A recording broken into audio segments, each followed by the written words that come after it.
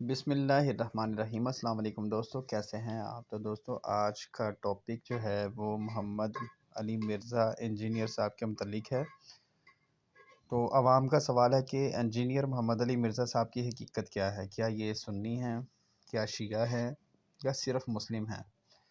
تو اس حوالے سے ہے آج کا ٹاپک، تو ویڈیو کو اینڈ تک لازمی دیکھیے گا اور بھائی لائک کرنا مت بھولیے گا۔ اور یاد رکھیے میں اس میں اہل حق جو علماء ہیں، چاہے وہ کسی بھی مکتب فکر کے ہیں، چاہے اہل سنت کہلوانے والے تینوں گروہ بریلوی، دیوبندی اور سلفی یا ان کے آف شوٹس حنفی، شافعی، مالکی، حنبلی جتنے بھی ہیں، اہل تشیع ہوں ان کے آف شوٹ جتنے بھی ہیں، زیدیہ ہوں، اثنا عشری ہوں، جتنے بھی ہوں، میں جو حق والے لوگ موجود ہیں ہر مکتب فکر میں ان کی بات نہیں کر رہا، ان علماء کی بات کر رہا ہوں۔ میں ان لوگوں کی بات کر رہا ہوں جو حق بات قبول کرنے کے لیے تیار نہیں اور الٹا اپنی پبلک کو غلط طرف لگانے کے لیے وہ ہر وقت لگے رہتے ہیں تاکہ ان کے مسلک کی حفاظت ہو۔ تو اس ماحول میں عوام الناس تک بات پہنچانے کے لیے یہ منطقی جواب، اینٹی وینم، الزامی جواب اور پھکی یہ بڑی آزمودہ ہے۔ جیسا کہ آکاش بیل جب کسی درخت کو لگ جائے تو آپ اس درخت کو جتنی مرضی خوراک دیں، پانی دیں، وہ درخت کمزور ہوتا جاتا ہے کیونکہ آکاش بیل جو اسے چمٹ چکی ہے۔ جب تک آپ وہ بیل نہیں اکھاڑیں گے نا، وہ درخت کبھی بھی صحت مند نہیں ہوگا۔ لہذا ہمارے سب کانٹیننٹ انڈیا، پاکستان اور بنگلہ دیش کے اندر اکثر عوام الناس کے ساتھ علماء سو، علماء کرائم اور بزرگان بے دین کی آکاش بیل اس طرح چمک چکی ہے کہ ان کو کتاب و سنت کے دلائل اس وقت تک اثر نہیں کریں گے جب تک کہ اس آکاش بیل کو آپ اتاریں گے نہیں۔ اور ظاہر آسانی سے تو نہیں اترے گی، اس نے اپنی جڑیں جمائی ہوئی ہیں۔ تو اللہ تبارک و تعالیٰ اپنے ایسے لوگ پیدا کرتا ہے جو لوگوں کو حق بات پہنچاتے ہیں، اور الحمدللہ ہماری یہ دعوت سوشل میڈیا کے ساتھ اس کی برکت سے ہزاروں لاکھوں لوگوں تک پوری دنیا کے اندر، دنیا کے ہر بر اعظم تک پہنچ چکی ہے الحمدللہ، جتنے اردو سپیکنگ لوگ ہیں۔ اور دنیا میں تقریباً 60% لوگ ایسے ہیں مسلمز، 60% مسلمز جو کہ اردو زبان سمجھتے بھی ہیں، بولتے بھی ہیں۔ لکھنے میں رسم الخط میں فرق ہو سکتا ہے، کوئی جو ہے وہ رومن میں لکھ لے اور کوئی جو ہے وہ ہندی لینگویج میں لکھے، کوئی اردو الفابیٹس میں لکھے، وہ الگ بات، لیکن یہ سمجھی جاتی ہے۔ لہذا اسی سلسلے میں نے آج سے تقریباً 2.5 سال قبل ایک لیکچر 2 نشستوں میں ریکارڈ کروایا تھا اسی اینٹی وینم کے لیے، ربیع الاول 1434 ہجری فروری 2013 کے اندر۔ مسئلہ نمبر 71A، علماء اور بزرگوں کی اندھا دھند پیروی کا انجام اور اس کا علاج، اور اسی کا پارٹ نمبر B تھا جو ایک علمی ایٹامک بم ثابت ہوا اصلاح کے اعتبار سے۔ مسئلہ نمبر 71B، انڈیا اور پاکستان کے علماء اور بزرگوں کی 19 گستاخانہ عبارات کا تحقیقی جائزہ، جو یوٹیوب پہ بھی موجود ہے، ہماری ویب سائٹ ahlsunnatpak.com کے اوپر بھی موجود ہے۔ ان لیکچرز کے بعد پوری دنیا کے اندر کوہرام مچ گیا اور پبلک سوچنے پر مجبور ہو گئی کہ ہم ان بزرگوں جن کی وجہ سے ہم کتاب و سنت کو ماننے سے انکار کرتے تھے، ہمیں کوئی آیات پڑھ کے سنائے یا بخاری اور مسلم سے حدیث، تو ہم کہتے تھے اتنے بڑے بڑے بزرگ پاگل ہیں۔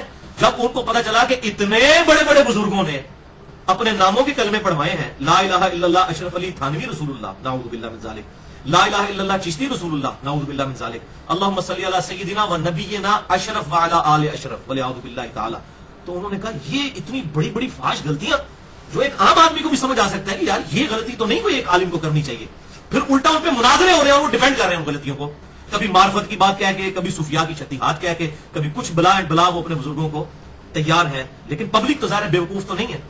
تو ان 2 لیکچرز نے الحمدللہ لوگوں کے دماغ میں ڈرل کیا اور ان کا وہ دماغ کھل گیا کہ او یہ تو ہمارے ساتھ بڑے لیول کا دھوکہ ہو رہا ہے، اور اتنے بڑے بڑے بزرگوں کے نام کے اوپر ہم پر غلط عقائد جو ہیں وہ چمٹائے جا رہے ہیں۔ تو انہوں نے یہ جو تقلید کا بندھن تھا اپنے بزرگوں کا، یہ اتار کر پھینکنا شروع کر دیا جب انہوں نے اتنے بڑے بڑے بلنڈرز دیکھے اپنے بزرگوں کے بارے میں، اور وہ کتابیں جن کے بارے میں ان کے ماننے والوں کا دعویٰ ہے کہ یہ بدلی نہیں ہے، آپ کو نہیں سمجھ آتی۔ پھر ظاہر ہے کہ لوگ پھر کتاب و سنت کی طرف آئے، اجماع کو حجت ماننا شروع کیا، قرآن حکیم، صحیح بخاری اور صحیح مسلم کی طرف لوگوں کا رجوع شروع ہو گیا۔ تو ظاہر ہے کہ یہ اللہ تبارک و تعالیٰ اپنے بندے ایسے مسلط فرما دیتا ہے، اور یہ میں بات صرف تحدیث نعمت کے طور پر کر رہا ہوں، مجھے کوئی اس کے لیے یعنی کسی سے تعریفی کلمات لینے کی ضرورت نہیں ہے، جو اللہ تعالیٰ اپنے بندے اٹھاتا ہے۔ میں کہتا ہوں جیسا کہ سیدنا خالد ابن ولید رضی اللہ تعالیٰ عنہ کو اللہ تعالیٰ نے مشرکین عرب میں سے اٹھایا صلح حدیبیہ کے بعد مسلمان ہوئے، اور اس وقت کی 2 بڑی سپر پاورز رومن امپائر اور پرشین امپائر کے اوپر مسلط کر دیا، اور انہوں نے اس وقت کی سپر پاورز جنہوں نے پوری دنیا پہ قبضہ کیا ہوا تھا ان کو جڑ سے اکھاڑ کے پھینک دیا۔ خالد ابن ولید رضی اللہ تعالیٰ عنہ، کسی نے سوچا تھا وہ خالد کے غزوہ احد میں جس کی وجہ سے رسول اللہ کے دانت شہید ہوئے اور آپ صلی اللہ علیہ وسلم کی زبان مبارک سے بددعا بھی نکل گئی، جس کا ذکر بھی قرآن میں سورہ آل عمران میں آیا، اور پھر اسی مبارک زبان سے صحیح مسلم میں موجود ہے، جامع ترمذی میں موجود ہے، سیدنا خالد ابن ولید کو سیف اللہ کا لقب بھی ملا۔ تو مشرکین عرب سے خالد ابن ولید کو اس گمراہ کن نظریات سے اٹھا کر رومن امپائر پر دے مارا اللہ تعالیٰ نے، اور पर्शियन एम्पायर के भी टुकड़े टुकड़े कर दिए। बिल्कुल इस तरीके से अल्लाह तबारक व तआला ने अल्हम्दुलिल्लाह मुझे भी एक गुमराही के गड़े से निकालकर इन उलमाए कराइम और बुजुर्गान बेदीन के सर पर दे मारा है कि आज ये अपनी पब्लिक को मुंह दिखाने के काबिल नहीं रहे हैं कि यार ये बात कैसे करें आप। वो जो बात करता है आगे से कोई फकी दे देता है वो, और ऐसी फकी के जो हमें ना थूक सकते हैं ना निगल सकते हैं, तो ज़ाहिर है फिर वो तकलीफ तो होती है। और ये ज़ाहिर है कि इस तरह की चीजों का फिर रिएक्शन जो है ये बिल्कुल ऑब्वियस है। जिसके पेट पे लात पड़ेगी तो ज़ाहिर है उसे तकलीफ तो होगी, वो फिर अपने हरबे इस्तेमाल करेगा, चाहे उसे झूठ बोलना पड़े, चाहे उसे वो दूध में मिलावट करनी पड़े। बाहर उसने हदीस लिख के लगाई होगी जिसने मिलावट की वो हमें से नहीं, लेकिन मिलावट वाला दूध बेचेगा बिल्कुल इस तरीके से। बाहर बेशक लिखा होगा अलैकुम बिसुन्नती व सुन्नतिल खुलफाए राशिदीन अल महदीयीन, ये भी लिखा होगा कि मैं अपने बाद दो चीजें छोड़ के जा रहा हूं, किताबुल्लाह और सुन्नत, और ये भी लिखा होगा कि मैं अपने बाद कुरान वाले बैत छोड़ के जा रहा हूं, लेकिन अंदर अकायद जो है वो इसके आड़ के अंदर अपने बुजुर्गों के, अपने बाबों के और अपने उलमा के होंगे। और जाहिर है कि फिर इसका रिएक्शन पूरी दुनिया में यूट्यूब के ऊपर, सोशल मीडिया के ऊपर, फेसबुक के ऊपर आया, और आप हैरान होंगे कि तकरीबन तमाम जितने बड़े बड़े मकाबे फिक्र हैं, बरेलवी हों, देवबंदी हों, अहले हदीस हों, अहले तशय्युह हों, तमाम की तरफ से अल्हम्दुलिल्लाह मैं अल्लाह का शुक्र अदा करता हूं कि बड़े बड़े सख्त कमेंट्स मेरे बारे में आते हैं, और वो बाज़ बात ऐसे वल्गर होते हैं कि उनकी पब्लिक को खुद पता चल जाता है कि यार ये बंदा ऐसा कोई है जो इन्होंने लड़ गए, तो इस बंदे को सुनिए कहना किए। तो शुक्रगुजार हूं मैं इनका कि इन्होंने ऐसे मामलात किए। हालांकि इनकी अपनी हालत यह है कि इनके अपने जित उलमा के ऊपर ये रिलाय किए हुए हैं ना, वल्लाह ये उलमा अगर खुद बरेलवी, देवबंदी, अहले हदीस, अहले तशय्युह या जितने भी हैं, इनके बड़े बड़े उलमा अगर ये कादियानियों के घर पैदा हुए होते हैं ना, तो ये सारे कादियानियों के मौलवी होते हैं। ये कभी भी तहकीक ना करते, क्योंकि जब जिस मकसद फिक्र में पैदा हुए उसी में जो रहते हैं, तो अगर ये कादियानियों के घर पैदा होते तो कादियानी होते। ये कभी भी ना सोचते कि ये जो है सारा मजहब कादियानियत का ये ढकोसला है, कभी भी ना सोचते। और इनको कोई समझाता भी तो ये कहते इतने बड़े बड़े बुजुर्ग पागल हैं। तो ये अपने ऊपर जब ये मामला फिट किया जाए ना फिर बात समझ आती है। लेकिन वल्लाहु खैरुल माकिरीन, अल्लाह ताला सबसे बढ़कर बेहतर खुफिया तदबीर फरमाने वाला है। और अल्लाह की खुफिया तदबीर क्या हुई, वो जो एक शेर भी है, बदनाम होंगे तो क्या नाम ना होगा। इसके तहत जब इन्होंने बदनामी की, अल्हम्दुलिल्लाह चंद लोग जानते थे, फिर लाखों लोगों तक दावत पहुंच गई।